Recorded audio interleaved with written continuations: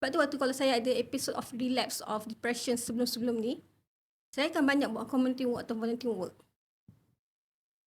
Sebab tu dalam Quran pun Allah kata, fasbahu khairat kan, buatlah kebaikan kan. Dari segi psikologinya, bila kita buat kebaikan ni, dia akan level up kita punya mood. Bila kita buat gratitude, kita bersyukur, benda-benda tu sebenarnya akan buatkan kita lebih rasa appreciate ourselves. Sebab saya tak nafikan, orang yang ada anxiety, orang yang depressed, keadaan dia tak boleh appreciate diri dia. Dia akan self-criticism yang sangat tinggi, dia rasa aku tak guna walaupun dia dah mencapai so many things dalam career dia dan kehidupan dia. Dia tak boleh appreciate apa benda pun. Dia rasa diri dia loser. Dia rasa diri dia tak berguna.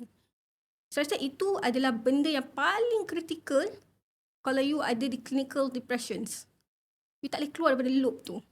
You rasa diri tak guna. Diri ni tak mampu nak buat apa. Walaupun you dah mencapai so many things. Dan orang semua sebenarnya tak nampak pun you seorang yang gagal. Tapi you yang nampak diri you seorang yang gagal.